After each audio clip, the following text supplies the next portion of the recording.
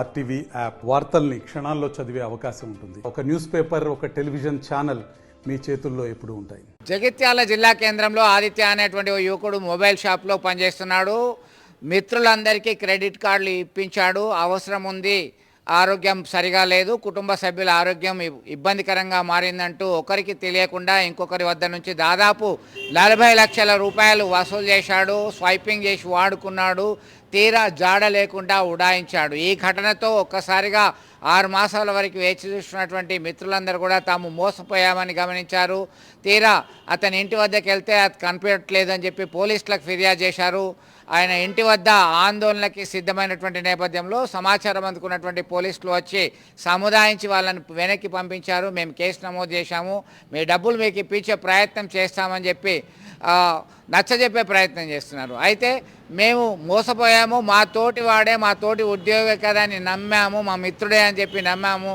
ఇలా అయితే ఎలా, మా పరిస్థితి ఏంటి, మాకు చిన్న చితక ఉద్యోగాలు చేస్తూ జీవితాన్ని గడుపుతున్నామని చెప్పి ఆవేదనలో ఉన్నటువంటి పరిస్థితి. ఇప్పటికైనా స్పందించి తమ డబ్బులు తమకు ఇప్పించాలని కోరుకుంటున్నారు. సన్ ఆఫ్ రామచంద్రారెడ్డి అను క్యాండిడేట్ బిగ్సీలో పనిచేస్తున్నాడు.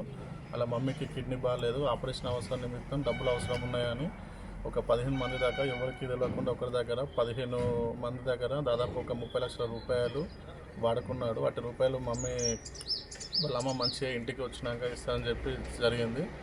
ఇటు విషయం మేము అమౌంట్ కోసం అడగగా వాళ్ళ డాడీ కళ్యాణ్ రామచంద్రారెడ్డి అతను అలా ఆదిత్య రెడ్డిని ఎక్కడో దాచిపెట్టి డబ్బులు ఇవ్వకుండా ఇబ్బందులు గురి చేస్తున్నాడు. మేము ఎక్కడ పోయినా కూడా అక్కడ లంచాలు ఇచ్చుకుంటూ మాకు న్యాయం జరగకుండా చూస్తున్నాడు.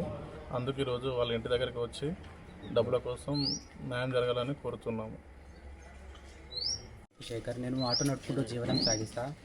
ఆదిత్య నేను ఎయిర్టెల్లో పనిచేసినప్పుడు పరిచయం అని చెప్పేసి అలా భార్యకు పానం మంచి లేదని చెప్పేసి కావాలంటే నా క్రెడిట్ కార్డులో తీసుకొని వాడుకున్నాడు. తర్వాత నాకు ఏమంటే ఇవ్వడం మానేసి అలా మధ్యలో అలా డాడీ అలా దాచేసి ఇప్పటి వరకు డబ్బుల గురించి మాట్లాడితే ఏం తెలియదు అన్నట్టుగా అలా డాడీ అంటుంది మాతోని. మా డబ్బులు మాకు కావాలని మేము ఇక్కడ కూర్చున్నాం.